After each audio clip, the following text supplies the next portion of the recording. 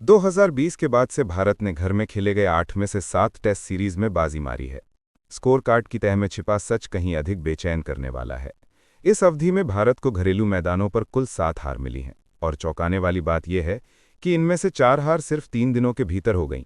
ये आंकड़ा सिर्फ परिणाम नहीं बल्कि उस बदलती हकीकत का संकेत है कि भारतीय बल्लेबाज अब उन्हीं स्पिन अनुकूल पिचों पर संघर्ष कर रहे हैं जिन पर कभी वे विपक्षी टीमों को ध्वस्त कर देते थे। 3 दिनों में मिली ये 4 हार एक जैसी कहानी कहती हैं। भारतीय बल्लेबाजी का ध्वंस, विपक्षी स्पिनरों का अनुशासित हमला और ऐसी पिचों पर उलटवार जिन्हें भारत ने अपने स्पिनरों के होम एडवांटेज के लिए तैयार किया था।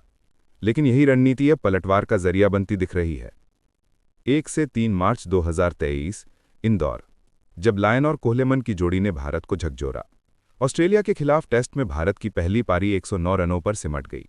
विकेट ऐसा था जिसके बारे में माना जाता था कि अश्विन जडेजा विपक्ष को उखाड़ फेंकेंगे, लेकिन कहानी उलट गई।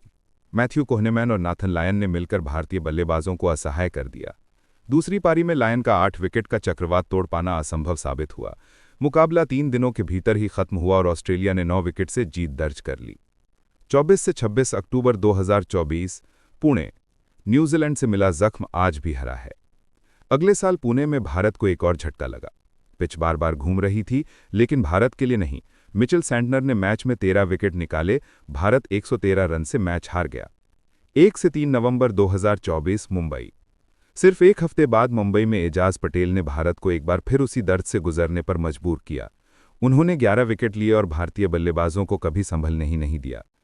नतीजा भारत 0-3 से सीरीज गंवा बैठा, क्योंकि सीरीज का शुरुआती मैच बेंगलुरु में खेला गया था, जिसे भी भारत ने गंवा दिया था, लेकिन मैच के 5वें दिन 8 विकेट से।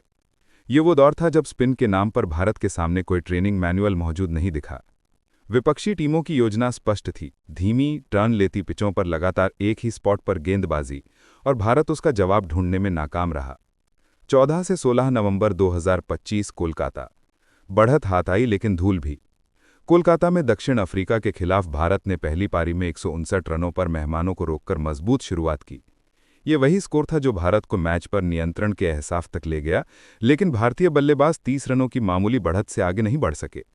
चौथी पारी में 124 रनों का लक्ष्य आसान लग रहा था, लेकिन हारमन ने अपनी फिरकी से भारत को 93 पर समेट दिया। ये हार 15 साल बाद भारत में दक्षिण अफ्रीका की पहली जीत बनी और भारत की स्पिन परीक्षित बल्लेबाजी पर सबसे बड़ा सवालिया निशान भी। क्या बदलना होगा?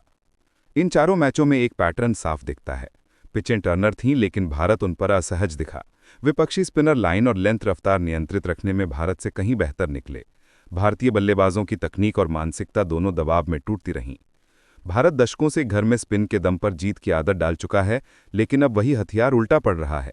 बल्लेबाजों के पास वक्त कम है, गलतियों की गुंजाइश और कम।